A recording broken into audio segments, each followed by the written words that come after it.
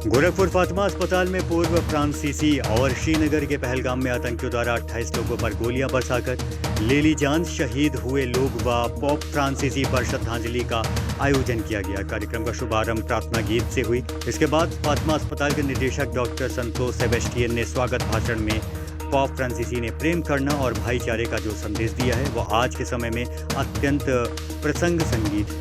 उनके आदर्श हम सभी के लिए एक प्रेरणा का स्रोत है।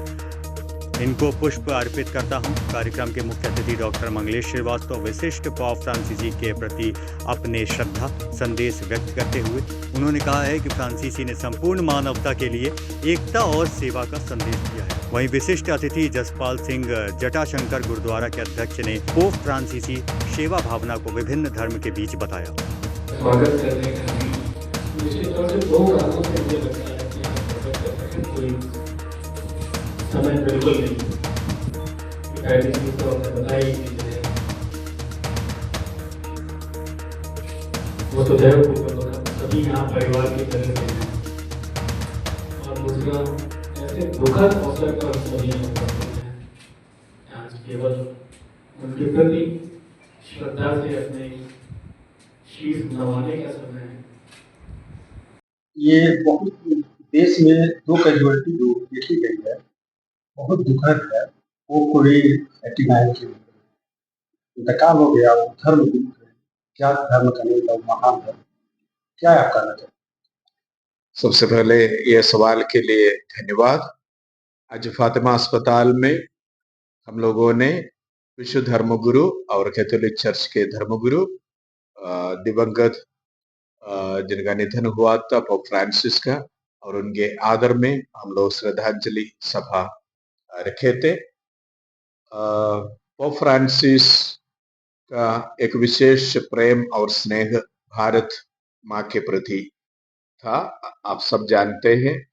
विशेष रूप से हमारे राष्ट्र के अतिमाननीय प्रधानमंत्री जी मोदी जी का जो विशेष मुलाकात, ऑफिशियल मुलाकात भी संत पापा फ्रांसिस से यानी होली फादर पोप फ्रांसिस से वेटिकन सिटी में हुआ था एक बार, और फिर G7 समिट के समय भी इटली में हुआ था। आपको मालूम है उन दोनों के बीच में कितना स्नेह और कितना आदर थे, और भारत और भारतीय संस्कृति, भारतीय जनता के लिए संत पापा फ्रांसिस का एक विशेष, जैसे मैंने शुरुआत में कहा था, एक विशेष प्रेम था। साथ ही साथ हम देखते हैं कि उनसे क्या हम लोग सीखते हैं। ईश्वर को इंसान में देखते हुए विशेष रूप से संवाद की और सेवा की और आपसी प्रेम और अंतर्धर्म में ये संवाद और एक समावेशी रास्ता अपना के हमारी इस पीढ़ी को और दुनिया को आगे चलने का संदेश वो दिया है। सरलता, सादगी और प्रेमपूर्ण और क्षमापूर्ण जीवन के जरिए। इसलिए वो न केवल एक धर्म विशेष का धर्मगुरु है, बल्कि समस्त संसार का धर्मगुरु है। विशेष रूप से गरीबों, समाज के मुख्य धारा से वंचित लोगों की आवाज भी वो बनी थी, शांति की आवाज वो बनी थी। इसलिए हम सब उनका आदर करते हैं और कामना करते हैं कि करुणामय स्वर्गीय पिता उन्हें आनंद जीवन और आनंद शांति से सम्मानित करे। साथ ही साथ हमें मालूम है कि मैंने परसों एक अखबार में मेरे विशेष संदेश को, संवेदना को भी प्रकट किया था।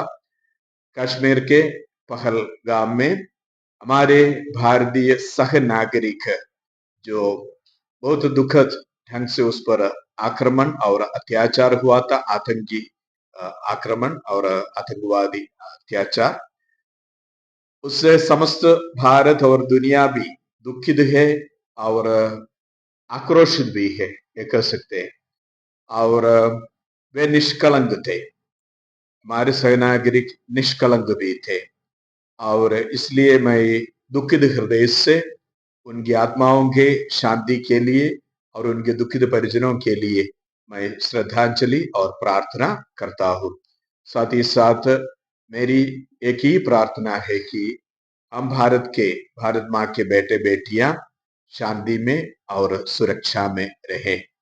और पोप फ्रांसिस और पहलगाम में मारे गए व्यक्तियों के आत्मा की शांति के लिए हम सभी यहाँ एकत्र हैं। यशपाल जी, राम कुमार जी, कृष्णजय जी, सुंदरनी जी, डॉक्टर विनय सिन्हा और बहुत सारे लोग फादर सेलेस्टिन के साथ यहाँ पर हैं। एक तो वो निश्चित घटना जो मैं समझता हूँ कि हर भारतवासी को उज्ज्वलित करती है। एक आक्रोश है जन जन में और ऐसे कृतित्व की घोर निंदा की जाती है। उन सभी पुण्य आत्माओं को नमन करते हैं हम सभी। और फादर पोप फ्रांसिस का जिनका भी देहांत हुआ, उनके प्रति भी हम अपना श्रद्धा सुमन अर्पित करते हैं और हार्दिक श्रद्धांजलि अर्पित करते हैं। और आज इस श्रद्धांजलि सभा में हम सभी ये कोशिश करते हैं कि जो है उनके जीवन में जो अच्छी चीजें थी, जो सद्गुण थे, चाहे वो सिंप्लिसिटी हो, चाहे फॉरगिवनेस हो, चाहे वो लीडरशिप हो, हर चीजों को अगर हम उसके कुछ अंश अपने अंदर अपना पाएंगे तो हमारा जीवन भी सार्थक होगा और अपना देश और दुनिया भी एक सुंदर वातावरण में आ जाए। यह सब वो पहलगाम पे जो जगह लोकसभा की गई है उस पर मैंने कहा ना कि जो है वो ऐसा कृतित्व है कि उसकी जितनी निंदा की जाए वो अपने आप में बहुत कम है। और विशेष तौर पर ये जिस तरह से हमारा पड़ोसी जैसे कि उसके सबूत आ रहे हैं कि उसमें पड़ोसी देश भी इन्वॉल्व है, तो ये तो एक बहुत ऐसा कार्य है। आप सोचिए उन परिवारों का जिनकी अभी 2 महीने पहले, 1 हफ्ते पहले शादी हुई और उसके पति को मार दिया गया। ये अपने आप में कितना घृणित कार्य है। तो हम सभी उसके लिए बहुत दुखी हैं और साथ में बहुत आक्रोशित हैं कि कहीं ना कहीं उनको हमें ऐसा सबक देना होगा कि आगे आने वाले वर्षों में वर्षों तक वो ऐसी हिमाकत दोबारा न कर पाए। सभी आत्माओं को, सभी पुण्य आत्माओं को मैं अपनी श्रद्धांजलि अर्पित करता हूँ और परमपिता परमेश्वर से निवेदन करता हूँ कि इन सब की आत्मा को अपने श्री चरणों में स्थान